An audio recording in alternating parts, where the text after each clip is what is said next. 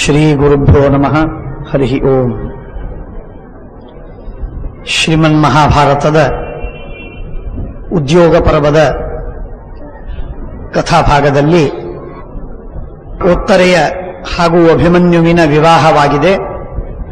ವಿವಾಹದ ಸಂದರ್ಭದಲ್ಲಿ ಒಂದು ದೊಡ್ಡದಾದ ಸಭೆ, ಆ ಸಭೆಯ ಮಧ್ಯದಲ್ಲಿ ಚರ್ಚೆ.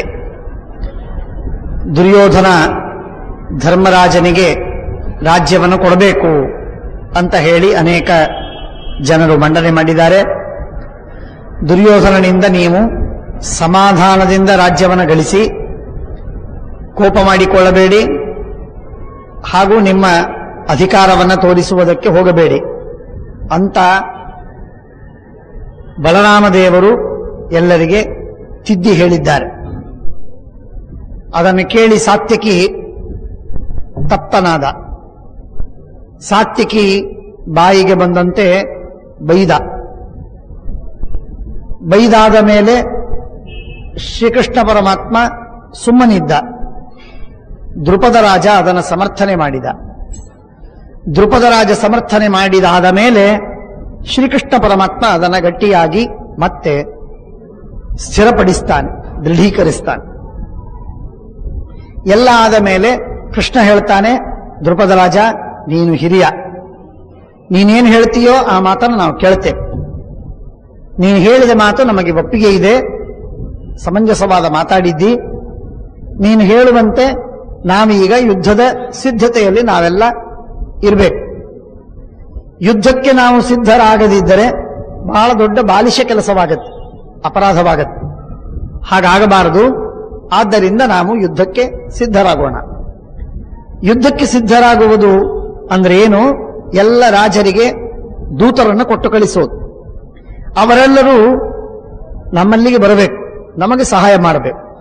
ಇಷ್ಟು ಕೆಲಸವಾಗಬೇಕೀಗ ಅಂತ ಅಂದ್ಕೊಂಡು ಒಪ್ಪಿಕೊಂಡಿದ್ದಾನೆ. ಕೃಷ್ಣ ಹೇಳುವ ಮಾತನ್ನ ಒಪ್ಪಿಕೊಂಡಾದ ಮೇಲೆ, ಕೃಷ್ಣ ದೃಪದರಾಜ ಹೇಳಿದ ಮಾತನ್ನ ಒಪ್ಪಿಕೊಂಡಾದ ಮೇಲೆ ದೃಪದರಾಜ ಅಂತಾನೆ, ನನ್ನಲ್ಲಿ ಒಬ್ಬ ಪುರೋಹಿತ, ಒಬ್ಬ ಬ್ರಾಹ್ಮಣ, ಅವನು ಒಳ್ಳೆ ವಿದ್ವಾಂಸ, ರಾಜಕಾರಣ ಪಟು, ಮಾತುಗಾರ, ಒಳ್ಳೆ ನಿಷ್ಠ. ಅವನಿಗೆ ಸಮಯೋಚಿತವಾಗಿ ಮಾತಾಡುವುದು ಗೊತ್ತವನಿಗೆ. ಹಾಗಾಗಿ ಯಾವ ಸಮಸ್ಯೆ ಇಲ್ಲ. ಯಾರ ಜೊತೆಯಲ್ಲಿ ಯಾವ ರೀತಿಯಾಗಿ ಮಾತಾಡಬೇಕು ತಿಳಿದಿದೆ. ಹಾಗಾಗಿ ಕೌಶಲಪೂರ್ಣವಾಗಿ ಮಾತಾಡ್ತಾನೆ. ಆ ಕೌಶಲ ಬಹಳ ಮುಖ್ಯ. ಆದ್ದರಿಂದ ದೂತನನ್ನು ನಾನು ಕೊಟ್ಟು ಕಳಿಸ್ತೇನೆ. ಆಗ ಕೃಷ್ಣ ಪರಮಾತ್ಮ ಅದನ್ನು ಒಪ್ಪಿಕೊಂಡ. ಅವಶ್ಯವಾಗಿ ಕಳಿಸು, ಚಿಂತೆ ಇಲ್ಲ. ಎಲ್ಲ ಜೀವರಾಶಿಗಳಲ್ಲಿ ಪ್ರಾಣಿಗಳು ಉತ್ತಮ.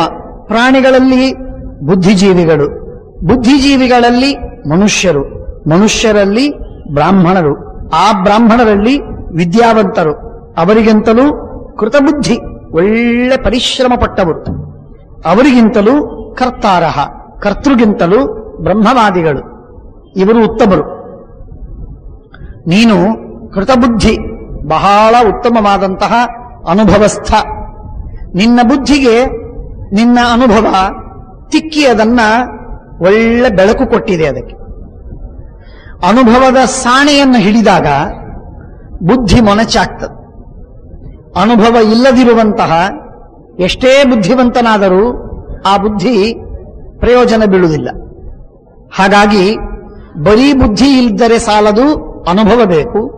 ಅನುಭವ ಎಷ್ಟು ಪಟ್ಟರೂ ಕೂಡ ಅದರಿಂದ ತತ್ವವನ್ನ, ನಿಯಮಗಳನ್ನ ತಿಳಿದುಕೊಳ್ಳಲು ಸಮರ್ಥವಾಗದಿದ್ದ ವ್ಯಕ್ತಿಯಾದರೆ ಎಷ್ಟು ಅನುಭವವನ್ನು ಗಳಿಸಿಯೂ ಕೂಡ ಪ್ರಯೋಜನವಿಲ್ಲ.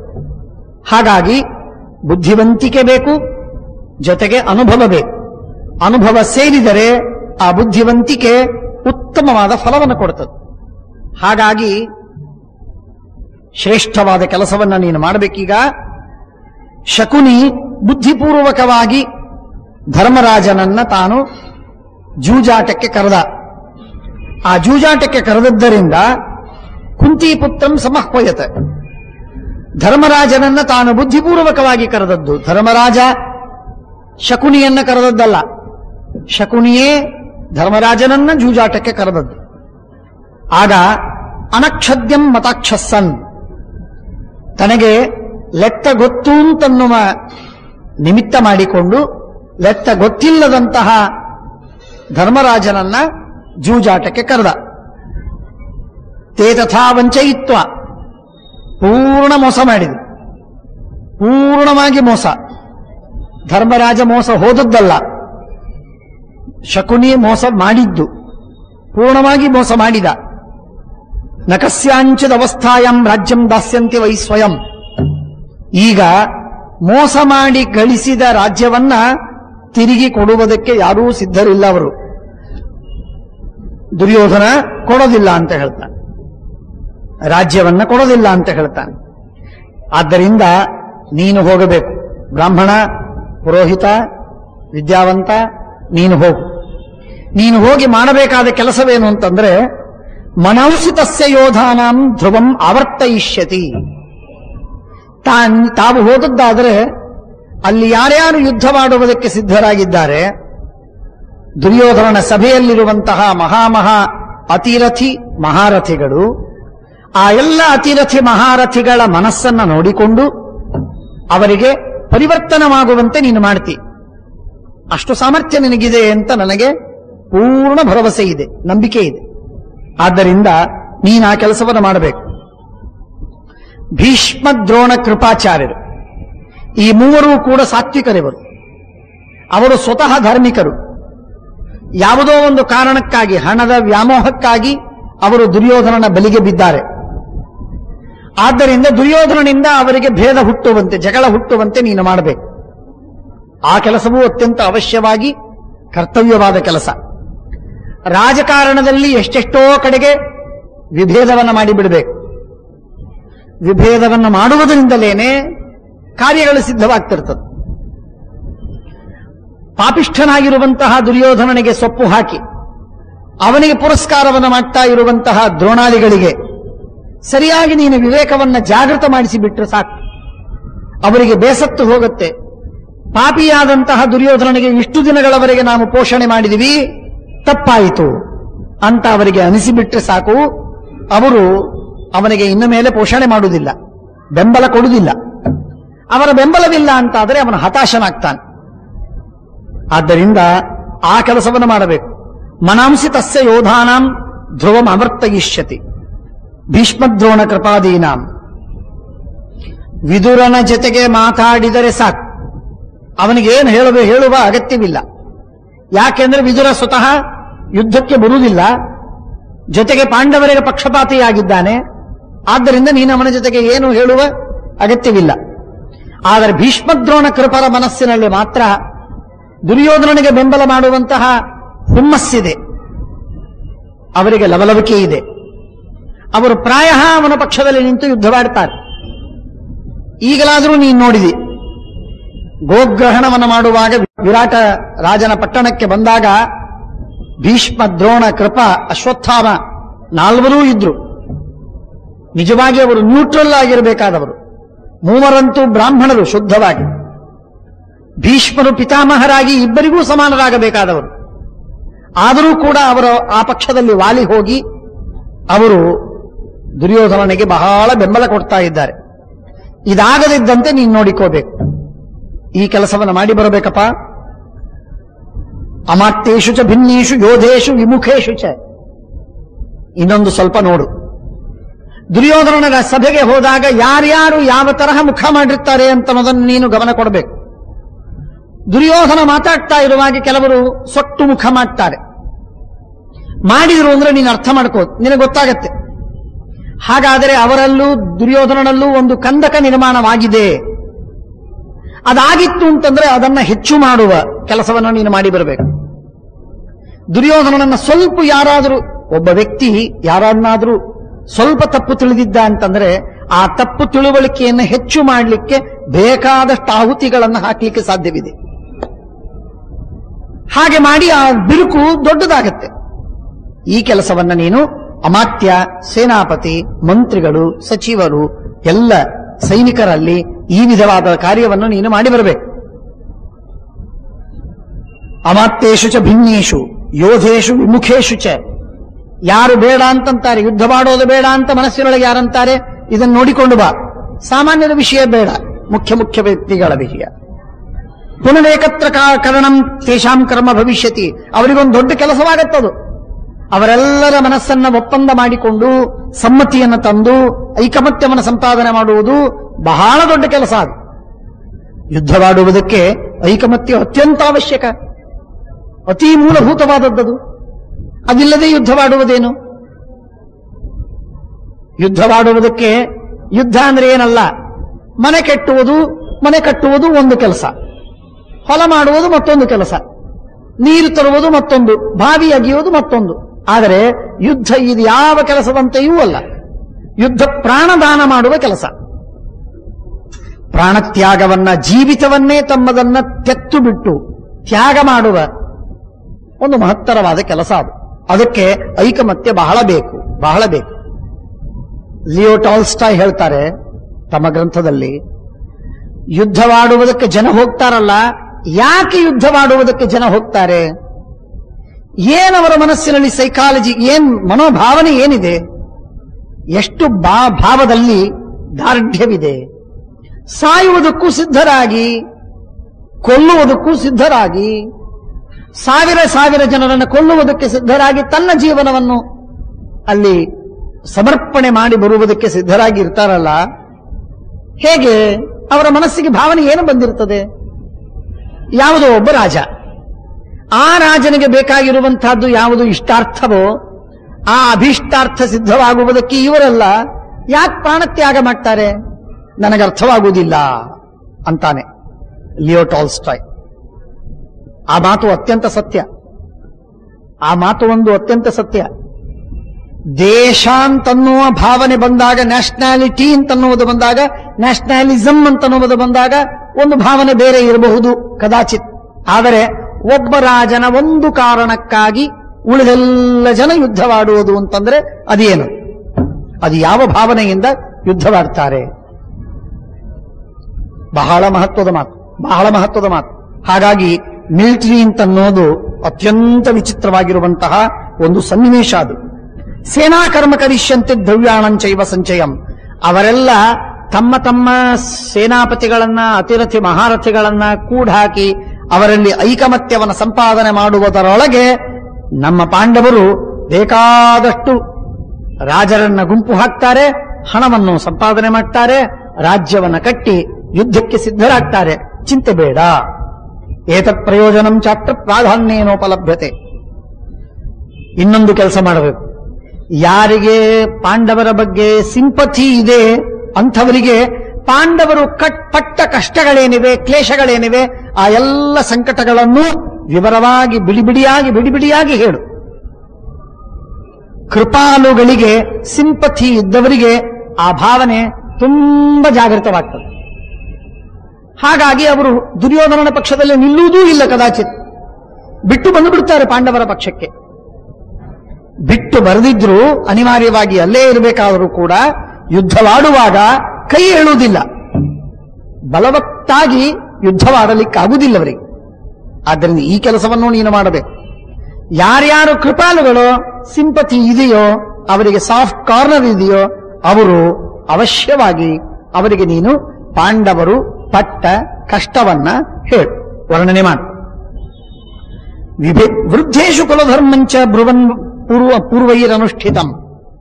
ಹಿರಿಯರು ಅಂತಿದ್ದಾರಲ್ಲ, ಆ ಹಿರಿಯರಿಗೆ ತಮ್ಮ ವಂಶದ ಅಭಿಮಾನವಿರ್ತದೆ. ವಂಶದ ಅಭಿಮಾನವಿರುವಂತಹ ಯಾವ ಹಿರಿಯರೋ ಆ ಹಿರಿಯರಿಗೆ ನೀನು ಹೇಳಬೇಕಾದದ್ದು ಅಂತಂದ್ರೆ ಅವರ ವಂಶದ ಕುಲಧರ್ಮ, ಕುಲಾಚಾರ, ವ್ಯವಸ್ಥೆ, ಕ್ರಮ ಯಾವ ರೀತಿಯಿಂದ ನಡೆದು ಬಂತು ಅಂತ ಅನ್ನೋದನ್ನ ಅವರಿಗೆ ಹೇಳಿಬಿಟ್ರೆ ಕೆರಳಿ ಬಿಡ್ತದೆ. ಅವರಿಗೆ ಬಹಳ ಅಸಮಾಧಾನವಾಗತ್ತೆ. ಪಾಂಡವರಿಗೆ ಈ ರೀತಿಯಾಗಿ ಅನ್ಯಾಯವಾಗಬಾರದು ಅಂತ ಹೇಳಿ ಅವರೂ ಕೂಡ ಪ್ರತಿಭಟನೆ ಮಾಡ್ತಾರೆ. ಆದ್ದರಿಂದ ಕೃಪಾಲುಗಳಿಗೆ ಕಷ್ಟವನ್ನು ಹೇಳು, ವೃದ್ಧರಿಗೆ ಕುಲಧರ್ಮವನ್ನು ಹೇಳು. ವಿಭೇತ್ಸ್ಯತಿ ಮನೋಶೇಷಾಂ ಇತಿ ಮೇನತ್ತ ಸಂಶಯ. ಇದೆಲ್ಲ ನೀನು ಮಾಡೇ ಮಾಡ್ತಿ, ಇದನ್ನ ನಾನೇ ನಿನಗೆ ಹೇಳಬೇಕಾಗಿಲ್ಲ, ಈ ಭರವಸೆ ನನಗಿದೆ. ನಚತೇಭ್ಯೋ ಭಯಂ ತೇಸ್ತಿ ಬ್ರಾಹ್ಮಣಕ್ಯಸಿ ವೇದವಿತ್. ನಾನೆಲ್ಲ ಈ ಕೆಲಸ ಮಾಡ್ತಾ ಇರುವಾಗ ನನ್ನನ್ನು ಹಿಡಿದು ಕಾರಾಗೃಹದಲ್ಲಿ ಹಾಕಲಿ ಅಥವಾ ಹೊಡೆದಾಗಿ ಬಿಡ್ಲಿ, ಕೊಂದು ಬಿಟ್ಟರೆ ಏನು ಮಾಡಲಿ ಅಂತ ಭಯಪಡಬೇಡ. ನೀನು ಬ್ರಾಹ್ಮಣನಾಗಿದ್ದಿ. ಬ್ರಾಹ್ಮಣನಾದದ್ದರಿಂದ ನಿನಗೆಲ್ಲ ಪಾಪಗಳಿಂದ ನೀನು ಯಾವ ಪಾಪ ಮಾಡ್ತಾ ಇಲ್ಲ, ಅವರಿಗೆ ಬೇಡವಾದದ್ದನ್ನು ಮಾಡ್ತಾ ಇದ್ದಿ. ಆದರೂ ಕೂಡ ನಿನ್ನನ್ನು ಹಿಡಿದು ಹೊಡಿಲಿಕ್ಕೆ ಸಾಧ್ಯವಿಲ್ಲ. ನೀನು ಸುರಕ್ಷಿತವಾಗಿದ್ದಿ. ನಿನ್ನ ಜಾತಿಯಿಂದ ನೀನು ಸುರಕ್ಷಿತನಾಗಿದ್ದಿ. ಅದರ ಮೇಲೆ ವೇದಜ್ಞನಾಗಿದ್ದಿ, ವೇದವಿತ. ಆದ್ದರಿಂದ ಮತ್ತಷ್ಟು ನೀನು ಪವಿತ್ರನಾಗಿದ್ದಿ, ಪೂಜ್ಯನಾಗಿದ್ದಿ. ನಿನ್ನನ್ನು ಯಾರೂ ಪೀಡಿಸುವುದಿಲ್ಲ. ದೂತ ಕರ್ಮಣಿಯುಕ್ತಶ್ಚ ಸ್ಥವಿರಶ್ಚ ವಿಶೇಷತಃ. ಮೂರನೇದಾಗಿ ದೂತ ಕರ್ಮಕ್ಕಾಗಿ ನಿನ್ನನ್ನು ನಾನು ಕಳಿಸಿದ್ದೇನೆ. ಜಗಳ ಹಚ್ಚುವುದಕ್ಕಲ್ಲ, ದೂತದ ಕರ್ಮ. ಹಾಗಾಗಿ ದೂತ ಅಂದ ಮೇಲೆ ನೀನು ಯಾರೂ ದಂಡನ ಮಾಡಲಿಕ್ಕಿಲ್ಲ. ಆದ್ದರಿಂದ ಅದೂ ಒಂದು ಮೂರನೇ ಕಾರಣ. ಎಲ್ಲದರ ಮೇಲೆ ಸ್ಥವಿರಶ್ಚ ವಿಶೇಷತಃ, ಮುದುಕನಾಗಿದ್ದೀನಿ. ಹಾಗಾಗಿ ಬ್ರಾಹ್ಮಣ, ವೇದಜ್ಞ, ದೂತ, ಮುದುಕ, ಈ 4 ಕಾರಣಗಳಿಂದಾಗಿ ನಿನಗೆ ರಕ್ಷೆ ಇದೆ. ಯಾರೂ ನಿನ್ನನ್ನೇನೂ ಮಾಡುವುದಿಲ್ಲ. ಆದ್ದರಿಂದ ನೀನು ಏನಾದರೂ ಮಾಡಬಹುದು. ನಾಳೆ ಪುಷ್ಯ ನಕ್ಷತ್ರ, ಒಳ್ಳೆ ನಕ್ಷತ್ರ ಇದೆ. ಮಧ್ಯಾಹ್ನದಲ್ಲಿ ವಿಜಯ ಮುಹೂರ್ತ, ಸರಿಯಾಗಿ ಮಧ್ಯಾಹ್ನ ಕಾಲದಲ್ಲಿ ವಿಜಯ ಮುಹೂರ್ತ ಬರ್ತದೆ. ಆ ಮುಹೂರ್ತದಲ್ಲಿ, ಅದಕ್ಕಾಗಿ ವಿಜಯದಶಮಿ ಅಂತ ಕರೆಯೋದು. ಅದಕ್ಕೆ ಇರಲಿ. ಆ ವಿಜಯ ಮುಹೂರ್ತವೇನಿದೆ, ಆ ವಿಜಯ ಮುಹೂರ್ತ ಕಾಲದಲ್ಲಿ ನೀನು ಹೊರಡು, ನಿನಗೆಲ್ಲ ಒಳ್ಳೆಯದಾಗತ್ತೆ. ನಾಳೆ ಪುಷ್ಯ ನಕ್ಷತ್ರ, ವಿಜಯ ಮುಹೂರ್ತ, ಮಧ್ಯಾಹ್ನ ಕಾಲದಲ್ಲಿ ನೀನು ಹೊರಟು ಈ ಎಲ್ಲ ಕೆಲಸವನ್ನು ಮಾಡಿಕೊಂಡು ಬಾ. ಪುರೋಹಿತಂ ತೇ ಪ್ರಸ್ಥಾಪ್ಯ ನಗರಂ ನಗಸಾಹ್ವಯಂ ದೂತಾನ್ ಪ್ರಸ್ಥಾಪಯಾಮಾಸು ಪಾರ್ಥಿವೇಭ್ಯಸ್ತತಸ್ತತಃ. ಈ ಪುರೋಹಿತನನ್ನ ಕೌರವರ ಹತ್ರ ಕಳಿಸ್ತಾ ಇದ್ದಾರೆ, ದುರ್ಯೋಧನನ ಹತ್ರ. ಇನ್ನು ಉಳಿದ ದೂತರನ್ನ ಬೇರೆ ಬೇರೆ ರಾಜರ ಹತ್ರ ಕಳಿಸ್ತಾ ಇದ್ದಾರೆ. ಸ್ವಯಂ ಜಗಾಮ ಕೌರವ್ಯ ಕುಂತೀಪುತ್ರೋ ಧನಂಜಯ ಪ್ರಸ್ಥಪ್ಯ ದೂತಾನನ್ಯತ್ತ ದ್ವಾರಕಾಂ ಪುರುಷವೃಷಭ. ಎಲ್ಲ ಬೇರೆ ಬೇರೆ ದೂತರನ್ನ ಬೇರೆ ಬೇರೆ ರಾಜರ ಹತ್ರ ಕಳಿಸಿದರೆ ಅರ್ಜುನ ಕೃಷ್ಣನ ಭೇಟಿಯಾಗುವುದಕ್ಕೆ ಸ್ವಯಂ ಹೋದ. ಅವನತ್ರ ಏನು ದೂತರನ್ನು ಕಳಿಸೋದು, ನಾವೇ ದೂತರು, ಆದ್ದರಿಂದ ಹೋಗಿ ಭೇಟಿಯಾಗಿ ಬರ್ತೇನೆ ಅಂತ ಅರ್ಜುನ ಹೋದ ಅಂತ ಗೊತ್ತಾಯಿತು. ಕೃಷ್ಣ ದ್ವಾರಕಾಪಟ್ಟಣಕ್ಕೆ ಹೋಗಿದ್ದಾನೆ ಅಂತ ಕೃಷ್ಣನ ಒಂದೊಂದು ಮಾತು, ಒಬ್ಬೊಬ್ಬರ ಸ್ಟೇಟ್ಮೆಂಟು, ಯಾರು ಎಲ್ಲಿಂದ ಬಂದರು, ಎಲ್ಲಿಂದ ಯಾವಾಗ ಹೋದರು, ಈ ಎಲ್ಲ ವಾರ್ತೆಗಳು ಕೂಡ ದುರ್ಯೋಧನನಿಗೆ ತತ್ಕಾಲದಲ್ಲಿ ತಿಳಿಬೇಕು. ಆ ವ್ಯವಸ್ಥೆಯನ್ನ ಇಟ್ಟುಕೊಂಡಿದ್ದವ, ಅಷ್ಟು ಸೂಕ್ಷ್ಮವಾದ ವ್ಯವಸ್ಥೆಯನ್ನ ಇಟ್ಟುಕೊಂಡಿದ್ದ. ಪ್ರತಿ ನಿಮಿಷದ ಎಲ್ಲ ಘಟನೆಗಳು ಕೂಡ ಅವನ ಕಿವಿಗೆ ಬೀಳಬೇಕು, ಇಷ್ಟು ವ್ಯವಸ್ಥೆಯನ್ನ ಮಾಡಿಕೊಂಡಿದ್ದ. ಹೇಳ್ತದೆ, ಸಹವೃಷ್ಟ್ಯಂಧಕೈ ಸರ್ವೈ ಭೋಜಶ್ಚ ಶತಶಸ್ತದ ಧೃತರಾಷ್ಟ್ರಾತ್ಮಜೋ ರಾಜ ಗೂಢೈ ಪ್ರಣಿಹಿತೈಶ್ಚರೈ. ಗೂಢರಾಗಿರುವಂತಹ ಚಾರರು ಅಲ್ಲಲ್ಲಿ ಇದ್ದು ಎಲ್ಲವನ್ನು ನೋಡಿಕೊಂಡು ತಿಳಿಸ್ತಾ ಇದ್ರು.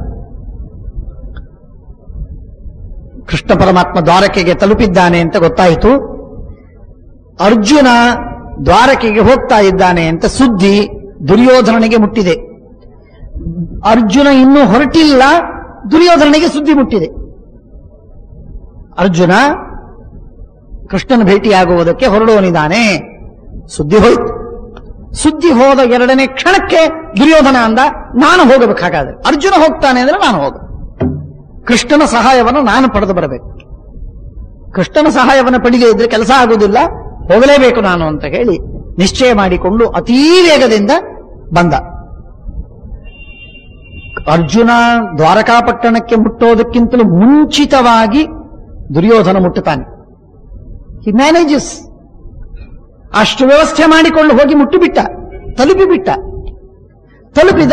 ಹೋಗಿ ಕೃಷ್ಣನಿಗೆ ನಿದ್ರೆ ಬಂತು. ಮಧ್ಯಾಹ್ನ ದುರ್ಯೋಧನ ಬರ್ತಾ ಇದ್ದಾನೆ, ನಿದ್ರೆ ಬಂತು ಕೃಷ್ಣನಿಗೆ. ನಿದ್ರೆ ಬಂತು, ಹಾಗಾಗಿ ಹಾಸಿಗೆ ಹಾಸಿ ಅದರ ಮೇಲೆ ತಲೆ ಇಟ್ಟು ಗಾಢವಾಗಿ ಮಲಗಿದಂತೆ ಮಲಗಿಬಿಟ್ಟ ಪರಮಾತ್ಮ. ದುರ್ಯೋಧನ ಬಂದ ತಕ್ಷಣಕ್ಕೆ ನೋಡ್ತಾನೆ, ತಮೇವ ದಿವಸಂ ಚಾಪಿ ಕೌಂತೆಯ ಪಾಂಡುನಂದನ ಸುಪ್ತಂ ದದೃಶದ ಕೃಷ್ಣಂ ಶಯಾನಂ ಚಾಪಿ ಜಗ್ಮತು. ಮಲಗಿದ ಕೃಷ್ಣನನ್ನ, ಹೊರಗಿದ ಕೃಷ್ಣ, ಮಲಗಿದ ಕೃಷ್ಣ ಅಂದ್ರೆ ನಿದ್ರೆ ಹತ್ತಿದ ಕೃಷ್ಣ. ನಿದ್ರೆ ಹತ್ತಿತ್ತವನಿಗೆ ಗಾಢವಾಗಿ ಎಬ್ಸೋದ್ ಬೇಡ ಅಂತ ಹೇಳಿ ದುರ್ಯೋಧನನೂ ಕೂತಿದ್ದಾನೆ ಸುಮ್ಮನೆ ಮಾತಾಡದೆ. ಅರ್ಜುನನೂ ಬಂದ ಕೂತ. ಆದರೆ ಕೂಡುವ ಕ್ರಮದಲ್ಲಿ, ವಿಧಾನದಲ್ಲಿ ಮಾತ್ರ ವ್ಯತ್ಯಾಸವಿದೆ. ಏನದು? ದುರ್ಯೋಧನಸ್ತು ಪ್ರಥಮಂ ವಾಸುದೇವಂ ಉಪಾಶ್ರಯತ, ಎಲ್ಲಿ ಉಚ್ಛೀರ್ಷತಶ್ಚ, ತಲೆ ಹತ್ತಿರ ಕೂತ.